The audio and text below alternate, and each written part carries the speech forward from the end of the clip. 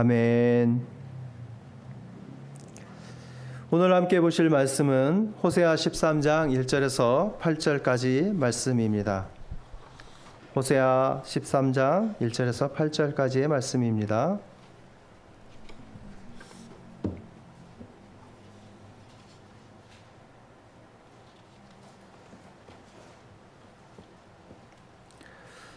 한 절씩 교독하고 8절 말씀은 같이 합독하도록 하겠습니다. 제가 먼저 읽겠습니다. 에브라임이 말을 하면 사람들이 떨어도다. 그가 이스라엘 중에서 자기를 높이더니 바알로 말미암아 범죄함으로 망하였거늘 이제도 그들은 더욱 범죄하여 그 은으로 자기를 위하여 우상을 부어 만들되 자기의 정교함을 따라 우상을 만들었으며 그것은 다 은장색이 만든 것이거늘 그들은 그것에 대하여 말하기를 제사를 드리는 자는 송아지와 입을 맞출 것이라 하도다. 이러므로 그들은 아침 구름 같으며 쉬 사라지는 이슬 같으며 타작마당에서 광풍에 날리는 축정이 같으며 굴뚝에서 나가는 연기 같으니라. 그러나 애굽 땅에 있을 때부터 나는 내 하나님 여호와라. 나밖에 내가 다른 신을 알지 말 것이라. 나 외에는 구원자가 없느니라. 내가 광야 마른 땅에서 너를 알았거늘 그들이 먹여준 대로 배가 불렀고 배가 부르니 그들의 마음이 교만하여 이로 말미암아 나를 잊었느니라. 그러므로 내가 그들에게 사자 같고 길가에서 기다리는 표범 같으니라. 내가 새끼 잃은 곰같이 그들을 만나 그의 염통 코뿔을 찢고 거기서 암사자같이 그들을 삼키리라. 들짐승이 그들을 찢으리라. 아멘.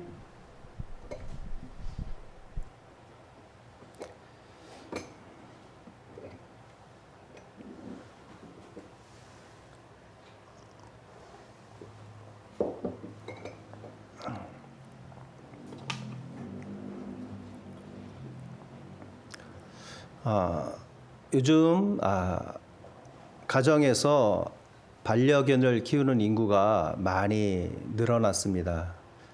물론 예전에도 많았지만 지금은 점점 더 많아지는 추세이기도 합니다.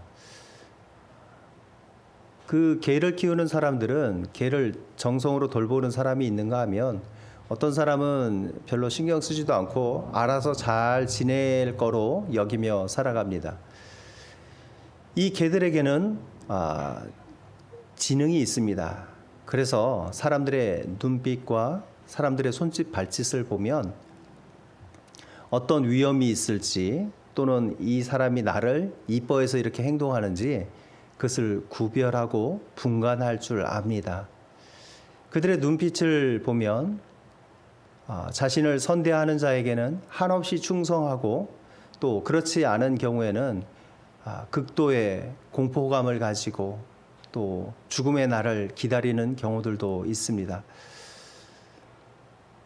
동물들도 자신의 주인을 알아봅니다. 그리고 주인을 따르고 주인에게 충성합니다. 동물만 그런 것이 아니라 사람도 자신을 대하는 사람들에 대해서 누가 나를 좋게 대하는지, 누가 나를 미운 마음으로 대하는지 분별합니다. 사람은 특별히 영적인 존재로 지음을 받았기 때문에 더 민감하게 알 수 있습니다. 어떤 사람이 선한 사람인지 악한 사람인지 나를 선대하는지 악하게 대하는지 다 구별할 수 있습니다. 오늘 이스라엘은 하나님 앞에서 자신을 좋게 대하는 그 하나님을 오히려 떠났기 때문에 심판을 받을 것이다 라는 경고를 듣게 됩니다. 자신을 사랑해주고 이뻐해주고 돌보아주고 먹여주고 입혀준 그 하나님을 오히려 떠나서 다른 존재를 하나님 삼아 섬기는 어리석음을 범했습니다. 특별히 이스라엘 지파들 가운데는 12지파가 있었지만 뭐 세밀하게 말하면 13지파라고 할 수도 있습니다.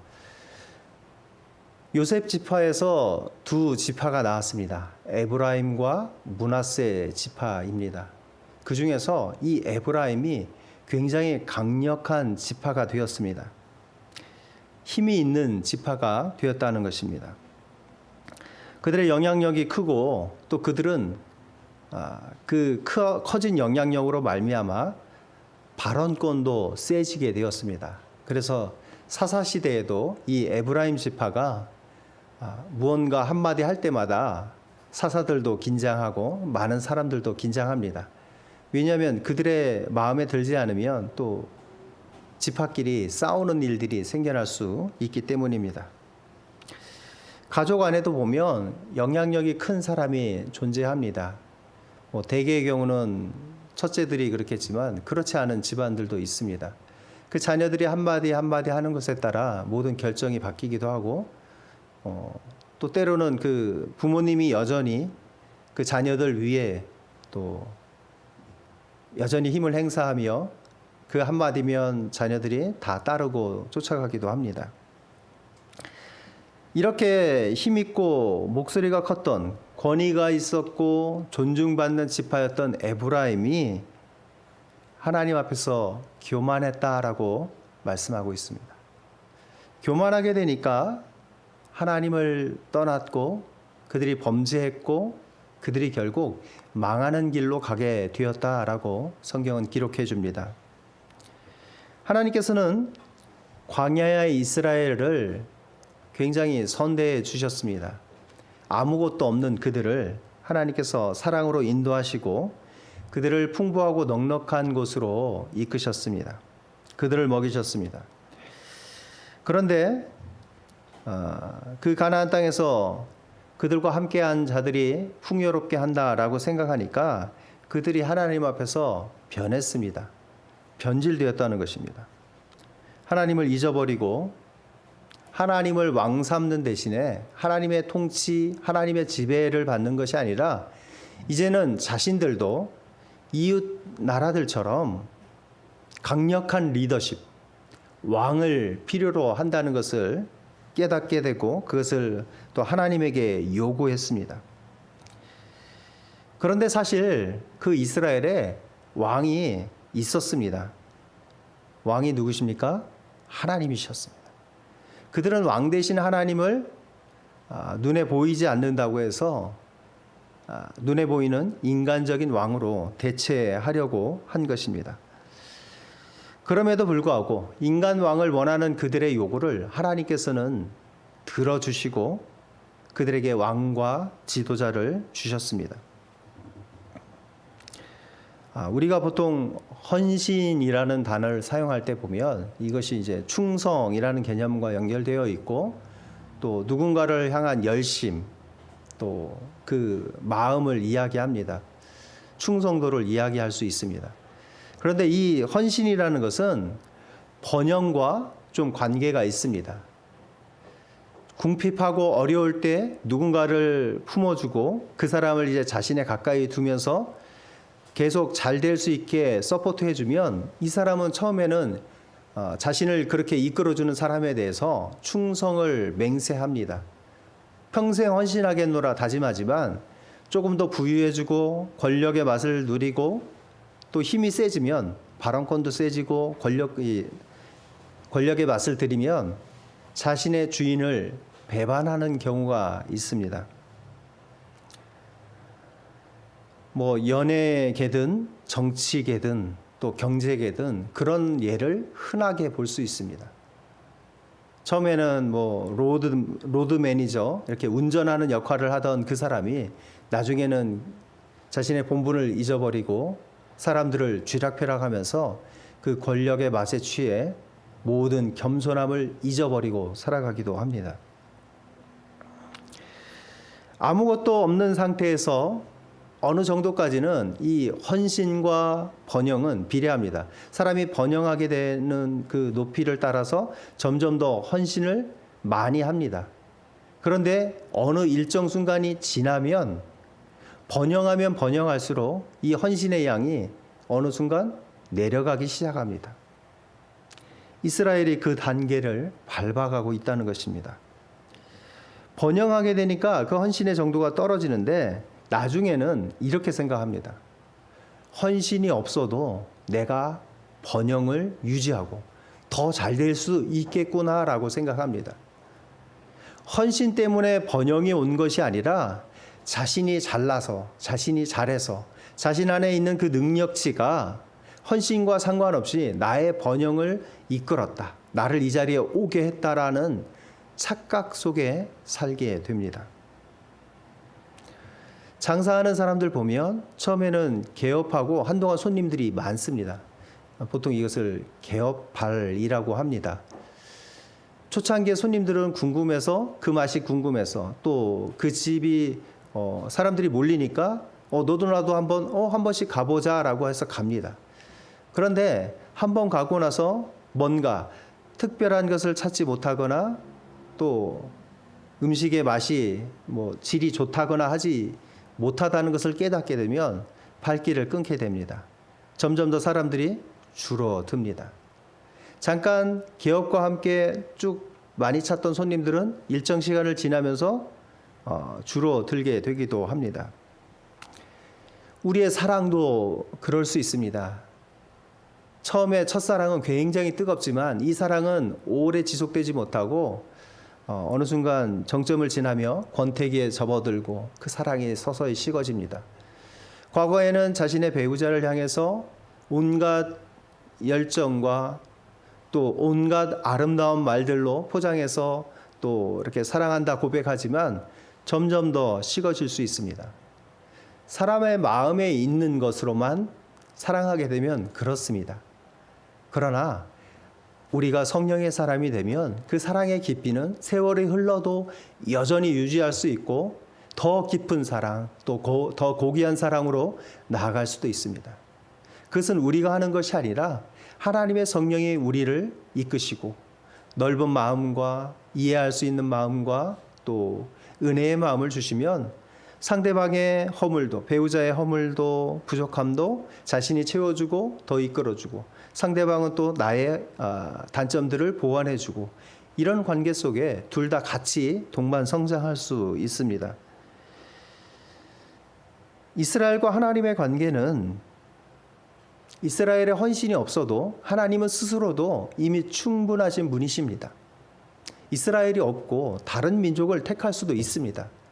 이 배신하고 배반하고 첫사랑을 잃어버리는 이스라엘을 포기하고 새로운 민족을 택해서 그 민족을 통해 하나님이 영광 받으셔도 충분합니다. 하나님에게는 그럴 주권이 있습니다. 이스라엘이 범죄했을 때 하나님은 모세를 들어 새로운 민족을 만들 생각도 하셨던 분이십니다. 그렇지만 하나님은 그렇게 하지 않고 그들을 포기하지 않고 그들을 끝까지 붙으셨습니다. 우상을 섬기는 이스라엘은 하나님 앞에서 헛된 것을 추구합니다. 그 헛된 것을 만드는 것에, 우상을 만드는 것에 온갖 것을 다 투자합니다. 거기에 자신들의 가진 시간과 정성을 들여서 그것을 제작합니다. 거기에는 돈도 들어가고 어떤 재능과 열정도 들어갑니다. 성경이 말씀하는 그 은장색이라고 있습니다. 우상을 만드는 기술자입니다. 오늘날로 말하면 장인입니다. 기능장 그런 사람들입니다. 솜씨가 뛰어납니다. 무언가를 잘 그리고 만들고 조각하고 하는 사람들입니다. 이 사람들이 그 재능으로 무엇을 만들었냐면 금속을 부어서 우상을 만들었고 나무를 깎아서 우상을 만들었고 돌을 새겨서 우상을 만들었습니다. 그들이 그곳에 모든 에너지를 쏟고 그것을 하나님 삼아 섬겼습니다. 사실 사람이 만들었으니까 그 존재는, 그 만들어진 존재는 사람이 만들었으니 사람 밑에 있는 그런 존재입니다. 사람 아래에 있어야 될 존재인데 사람 위에 하나님과 같은 존재로 여겼다는 것입니다.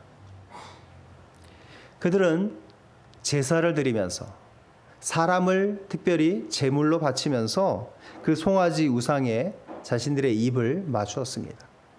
하나님에게 충성 맹세하는 대신에 이 송아지에게 자신의 삶을 드리겠다, 전부를 바치겠다, 또 그 앞에 충성을 다하겠다라는 어리석음을 표현했습니다. 그런 그들을 위해 준비된 것은 하나님의 심판이었습니다. 그 상황은 갑자기 닥칠 것입니다. 이제 말씀해 보면 사자와 표범처럼 그 순식간에 임해질 것을 말씀합니다. 그들은 해이해졌고 그들은 방심했습니다. 그들이 나태해져서 그러는 동안에 하나님께서는 그 재난의 상황, 심판의 상황이 갑자기 그들에게 공격하는 짐승처럼 임할 것이다 말씀해 줍니다. 그들에게 풍요가 교만함으로 이어졌고 하나님의 은혜를 철저히 망각했기 때문에 그들에게 그 상황이 임했습니다. 은혜를 망각하고 하나님을 반역하고 하나님을 배신한 그들의 대가는 철저한 몰락이었습니다. 그들이 몰락할 때 그들의 왕과 지도자들은 그 이스라엘을 구원해 주지 못할 것입니다. 심지어 왕들은, 지도자들은 도망가기에 바쁩니다. 밤에 도망가고 몰래 비밀 통로를 통해 빠져나가다가 결국은 잡혀서 붙잡혀가고 이스라엘의 마지막은 그 왕의 두 눈이 뽑히는 것으로 끝나게 됩니다. 참으로 비극적인 상황입니다. 왕과 지도자들도 그들을 구해주지 못했고 그들이 제작한 우상들도 그들을 구원해주지 못했습니다. 오히려 그들의 우상은 도망갈 때 걸림돌이 될 뿐입니다. 무거워서 결국은 나중에 버리고 길에 버리고 그것들은 이제 수레바퀴에 밟히게 될 것이다 라고 하는 말씀도 등장합니다. 원래부터 이스라엘을 구원할 자가 아니었기 때문에 구원할 수 없는 존재였기 때문에 이것은 당연한 결과입니다. 하나님은 그들 가운데 그들이 왕을 요구해서 왕을 주시기도 하셨지만 그 왕을 폐위하기도 하셨습니다. 사울 왕이 대표적인 케이스입니다. 준수하고 싸움도 잘하고 또 하나님의 영에 감동된 그 왕이 세워졌지만 그 왕은 얼마 지나지 않아 또 어느 정도의 세월을 다스리기는 했지만 또 하나님 앞에서 또 버림받는 존재가 되었습니다. 하나님은 누구를 위하시는 분이십니까? 이스라엘을 위하시는 분이시고 하나님은 우리를 위하시는 분입니다. 이제 오늘 말씀 4절 말씀에 보면 중간 이유에 보면 나 밖에 내가 다른 신을 알지 말 것이라 나 외에는 구원자가 없느니라 라고 말씀해 줍니다. 우리를 위하시는 분 그리고 우리를 구원하시는 분 그분이 하나님이시다라고 말씀해 줍니다. 이스라엘이 이제 망하게 되는 그 원인은 그 왕 대신 하나님을 버리고 스스로 고통의 자리를 자처하게 된 것이 그들의 망하게 된 원인입니다. 전쟁을 할 때 보면 이제 아군과 적군을 구별할 수 있어야 됩니다. 그래서 전쟁 중에는 이제 적군들의 눈을 속이기 위해서 적군의 복장으로 변장하고 가서 몰래 이제 침투해서 그들을 괴롭게 하는 그런 임무를 맡은 사람들도 있었습니다. 적군과 아군이 구별이 안 되면 내가 적군을 쏴야 되는데 아군을 총으로 쏠 수도 있습니다. 기드온과 300명의 용사가 횃불을 들고 항아리를 깨고 소리를 지를 때 하나님께서는 그 적군들이 스스로 찔러 죽이게끔 하셨습니다. 누가 적군인지 누가 아군인지 모르니까 한밤중에 일어나서 아무나 보이는 대로 찌릅니다. 내가 찌르지 않으면 내가 찔림을 당하고 죽기 때문에 가까이 있는 사람들조차 아군들조차 적군으로 생각하고 다 죽여버린 것입니다. 전투를 승리로 이끌려면 적군과 아군을 구별할 필요가 있습니다. 근데 이스라엘의 잘못은 하나님을 자신들의 적으로, 대적으로 오해했다는 것입니다. 적으로 간주하고 하나님을 멀리했습니다. 하나님은 이스라엘을 적극적으로 위하고 살펴주시고 돌보아주시고 그들의 구원을 위해서 힘써 주신 분인데 그들은 그것을 모르고 하나님을 외면해 버렸습니다. 마가복음 9장 40절에는 이렇게 말씀합니다. 우리를 반대하지 않는 자는 우리를 위하는 자다라고 말씀하고 있습니다. 우리를 반대하지 않는 자는 우리를 위하는 의견을 낼 수도 있고 아무 의견을 내지도 않을 수도 있는데 그럴지라도 의견을 내지 않을지라도 그 사람은 우리를 위하는 사람일 수 있습니다. 어떤 경우에 그러냐면 그 사람이 소극적으로 또는 소심하게 우리를 지지할 경우에 그럴 수 있습니다. 많은 사람들이 나를 반대하는 경우가 있습니다. 그래서 내가 수세에 몰렸습니다. 그러면 많은 사람들이 반대 의견을 내는데 어떤 사람이 나에 대해서 반대 의견을 내지 않습니다. 그냥 가만히 있습니다. 그러면 이 사람은 우리를 위하는 사람일 수 있습니다. 많은 사람들이 반대하니까 거기에 대해서 적극적으로 의견을 내지는 못하지만 내 말에 동조하며 나를 지지하는 소소하게 마음속으로만 응원하는 사람일 수 있다는 것입니다. 그래서 반대하지 않는 그 사람이 우리를 위하는 자다라고 여길 수 있다는 것입니다. 그리고 반대 상황이 있을 수 있습니다. 모두가 나의 의견에 동조하고 찬성합니다. 많은 사람들이 적극적으로 지지합니다. 그럴 때 구석에 조용히 있으면서 아무 말을 하지 않는 사람이 있다면 그 사람은 나의 반대자일 수 있습니다. 모든 사람들이 찬성하고 있으니까 그 반대자는 자신의 의견을 내지 못하고 조용히 있으면서 소극적인 반대를 표명하고 있는 것일 수 있다는 것입니다. 그럴 때 모두가 찬성하는 상황 가운데는 나를 지지하지 않는 자가 나를 반대하는 상황일 수도 있습니다. 그 사람은 이제 소극적인 반대자일 것입니다. 사도행전 5장에 보면 율법교사 가말리엘이라는 사람이 등장합니다. 예수님의 제자들을 공회 앞에 사내들인 공회 앞에 사람들이 데리고 나왔고 이제 그 사도들을 없이 하려고 합니다. 쉽게 말해서 죽이는 결정을 하려고 합니다. 그들에게 죽이는 권한이 없을지라도 그들은 조용히 그렇게 일을 처리하는 경우들도 있었고 사도들을 힘들게 함으로써 모든 그리스도인들을 위축되게 하려는 그런 계획을 가지고 있었습니다. 자, 모두가 사도들을 반대할 때, 그 사도들을 없애자는 의견이 다수일 때 한 사람, 이 율법교사 가말리엘이 등장해서 의견을 냅니다. 적극적으로 그들을 구출해내기 위한 의견이 아니라 그들을 내버려 두자라는 의견을 냅니다. 어떻게 보면 찬성도 아니고 반대도 아닌 것처럼 보입니다. 그 사람들을 내버려 두면 그 사람들이 알아서 저절로 정리될 것이라는 논리였습니다. 만약에 이 예수님의 제자들이 이제 예수님이 죽고 나서 이 제자들의 상황이 저절로 정리될 것이라 이 사람이 말했는데 어떤 논리를 들었냐면 예전에 있었던 사람 중에 드다라는 사람과 갈릴리의 유다라는 사람이 있었는데 이 사람이 죽고 나니까 그 사람을 따르던 사람들이 뿔뿔이 흩어졌다. 이 사람들도 아마 그런 전철을 밟게 될 것이다 라는 것입니다. 예수 그리스도가 죽었으니까 그 밑에 제자들도 그리스도인들도 저절로 와해될 것이다 라는 이야기입니다.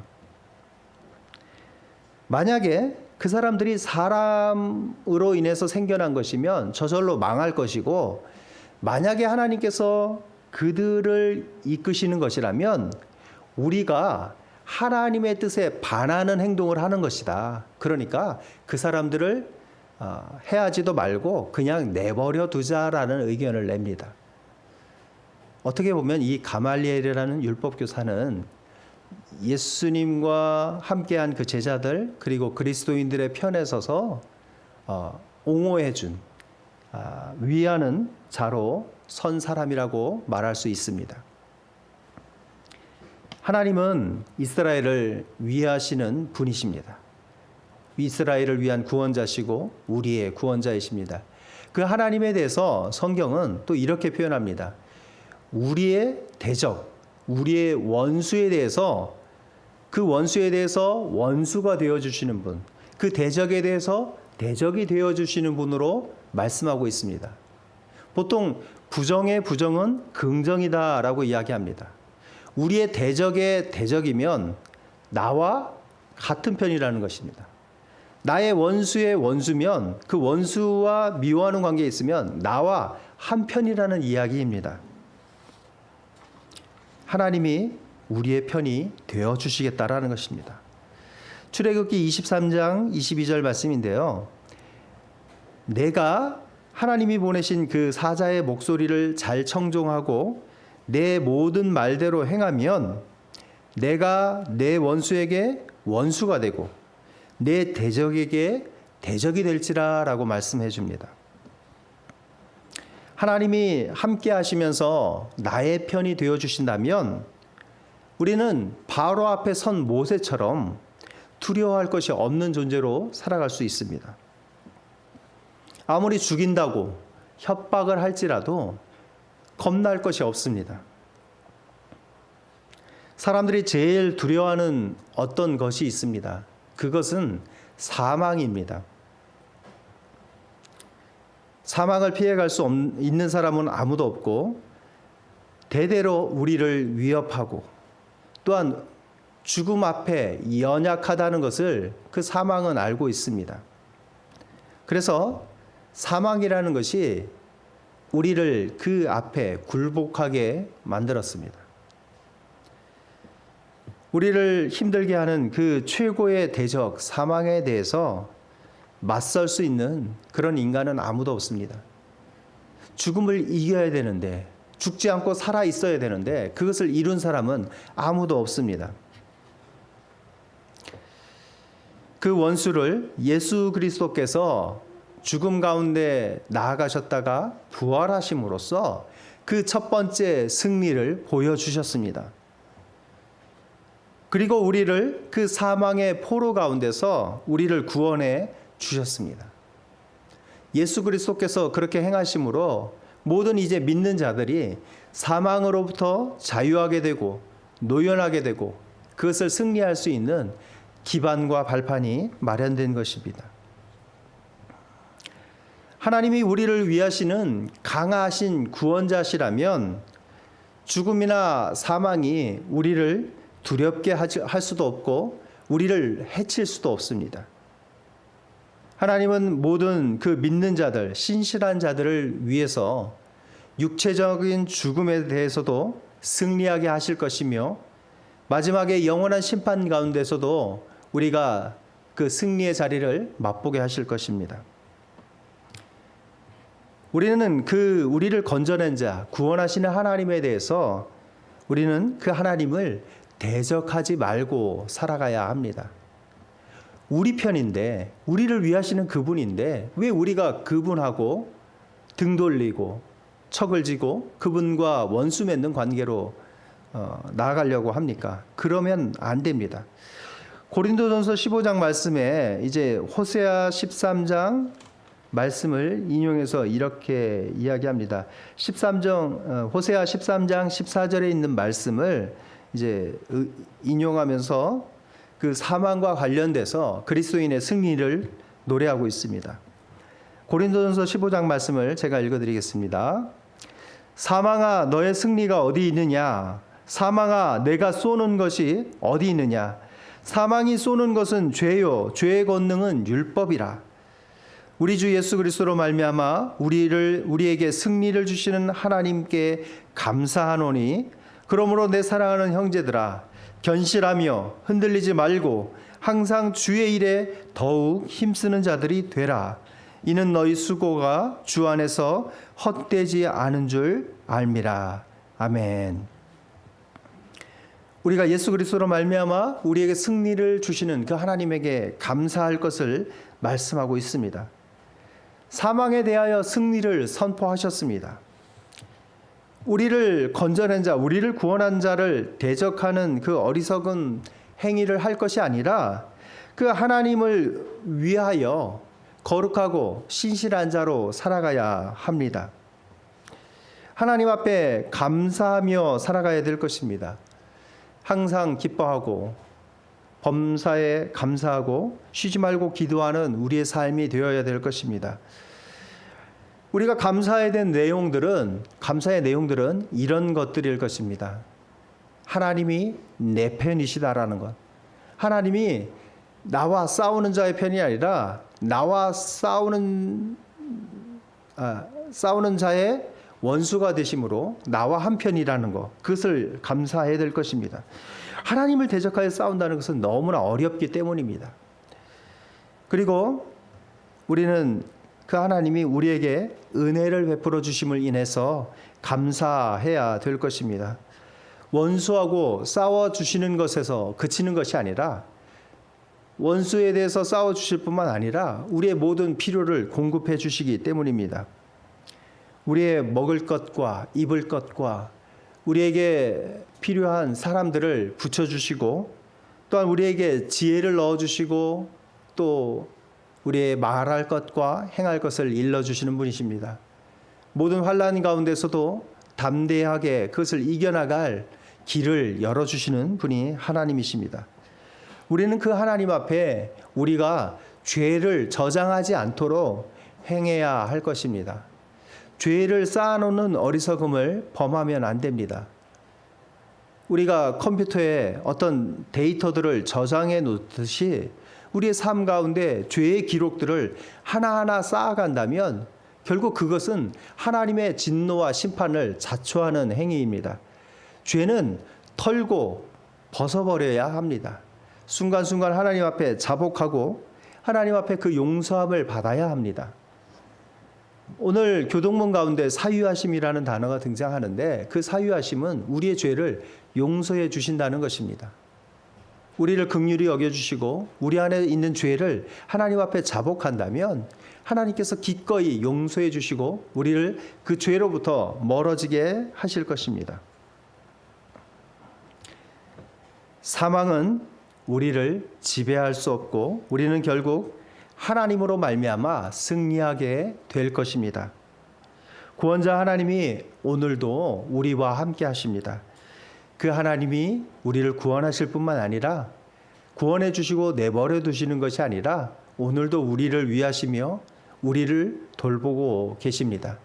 우리를 이끄시며 지혜 가운데 날마다 믿음 안에서 살아가게 하실 것이며 또한 소망 가운데 인내하게 하실 것입니다. 한 주간의 삶 가운데 우리의 삶 가운데 구원자 되신 하나님을 바라보며 또한 우리를 힘들게 하는 세력들에 대해서 내가 싸울 수 없을 때 하나님이 대신 싸워줄 것을 기대하며 나간다면 우리는 담대함을 가지고 살아갈 수 있을 것입니다.